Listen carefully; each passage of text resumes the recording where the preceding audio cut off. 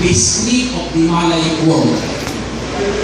Jawi script is an Arabic-based script adopted by Southeast Asian Muslims. When we say adopted, meaning it was adopted and modified by Southeast Asian Muslims, including the Muslims in the Philippines, for writing their own languages. And it is used predominantly in Mindanao by Muslim ethno-linguistic groups such as the Tausug, the Marginalia, Mindanao, Iranong, Sama, Yakan, and Sangi, among others.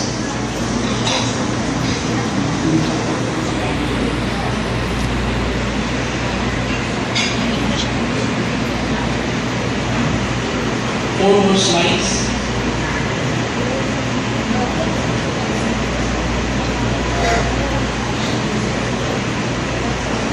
Next.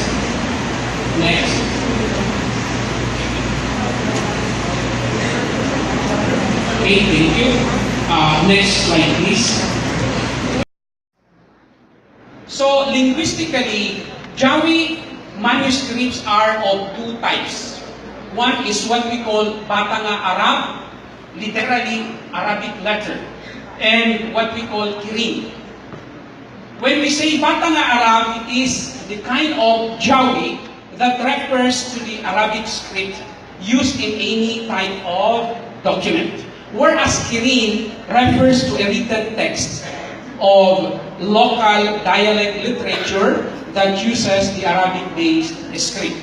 So, in summary, Jawi is used to record both religious and non-religious literary materials. Among the non-religious literature, we can mention epic, as Ma'am Nicole here was able to mention, the Tausug, the Maranao, and the Sama, stories or tuntulan, short love poems, love fest, sayings, drama, puzzles and riddles, rhymes, and literature for children. Yung picture na nakikita po is example ng Jawi script, but it was recently published in Malaysia. How about religious literature?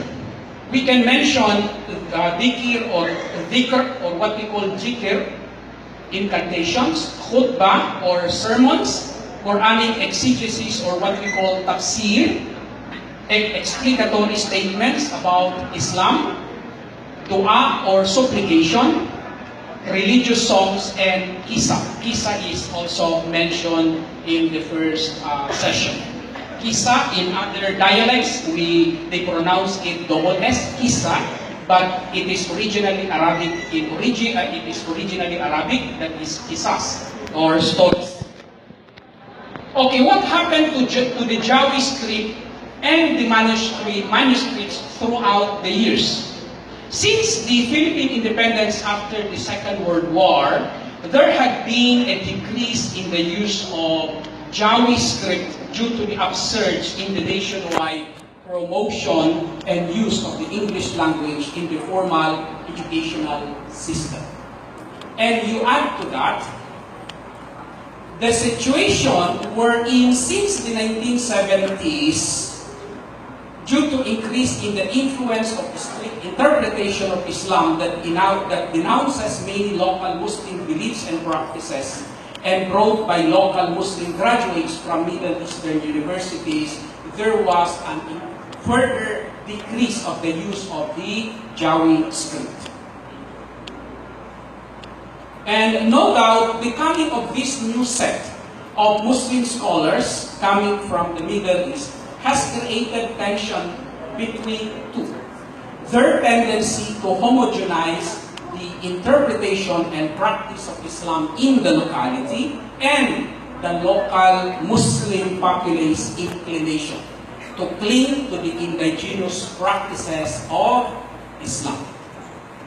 So against this backdrop, my paper argues that the preservation and promotion of Jawi script and documents can contribute to shaping national Muslim narrative.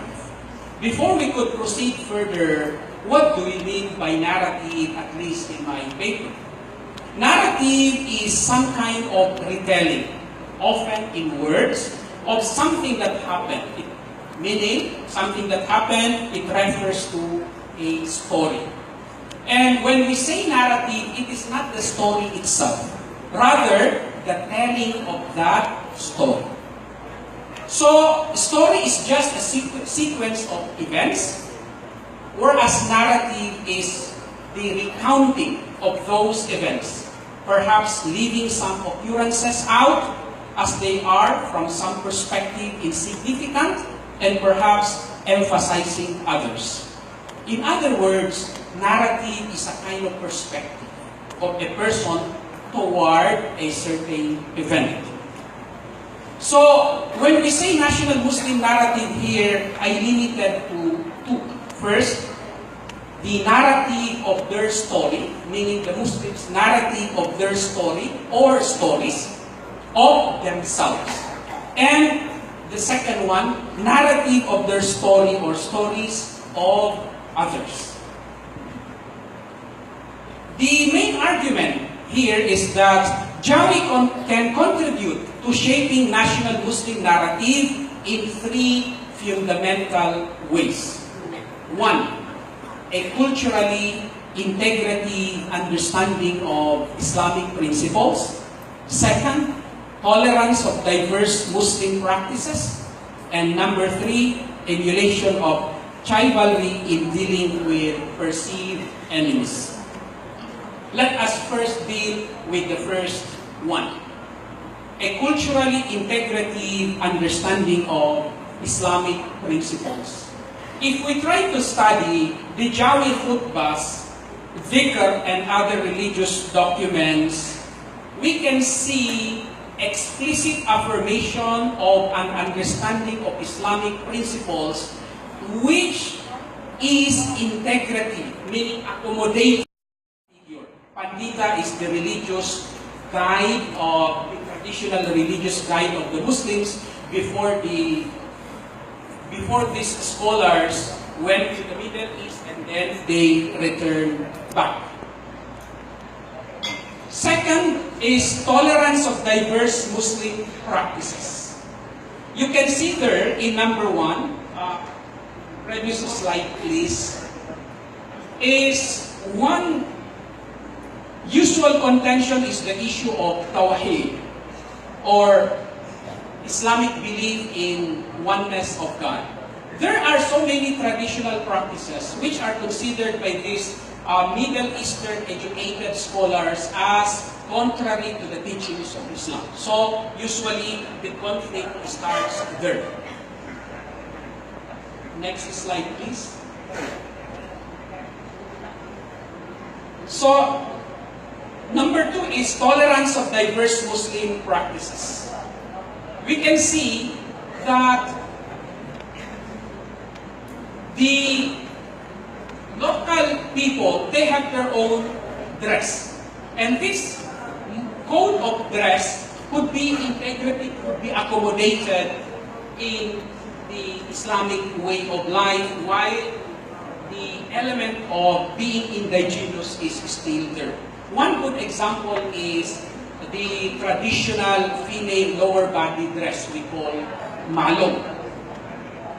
And the other one is the tubaw, the headgear of male headgear that the old people usually wear. Another good example is the case of kanduli, the traditional food offering. This one is traditionally done and it has even religious color. Number three argument, that the preservation of the Jawi documents could shape Muslim narrative is in the area wherein there is an emulation of chivalry in dealing with perceived enemies. We are now bombarded with reports of beheadings and takfir and many other terrorist acts. Jawi documents give a different picture. For example, part of the Mindanao Jawi Documents is what we call Baraparangan Muhammad Ali Hanafiyyah, which is one of the most famous Islamic stories. And it is actually a local rendition of a popular kisa known as Hikayat Muhammad al-Hanafiyyah to Muslims in many parts of Southeast Asia, in Indonesia and in Malaysia. So this Hikayat Muhammad Ali Hanafiyyah can be found in different versions in the region. It is actually a narration of martyrdom of Amir Hussein, the second grandson of Prophet Muhammad, thereby depicting it as an epitome of Muslim chivalry. Here, it is very clear that the identity of the combatant and the non-combatant is there. And the rules of war are there, wherein one good thing of the story is about giving water, not only to the enemies, but even to the animals of the perceived enemies. So in conclusion, there has been insufficient study being conducted on the Jawi documents in Mindanao. The only study that I know of was taken by Dr. Manuel Tan, the Surat Tausug in 2 volumes and the Surat Mindanao in 1 volume, a thinner one. After that, I don't know of anything except some materials, some articles written by a Japanese scholar. Second, due to this lack of attention, they run the risk of being relegated to the dustbin of oblivion and extinction. So, the preservation and promotion of Jawi script and documents can contribute to shaping national Muslim narrative in 3 fundamental ways. 1, a culturally integrative understanding of Islamic principles. 2nd, tolerance of diverse Muslim practices. And number 3, emulation of chivalry in dealing with perceived enemies. The third one is something which is quite remote from terrorist acts associated with radical Muslim groups in the country. So thank you very much.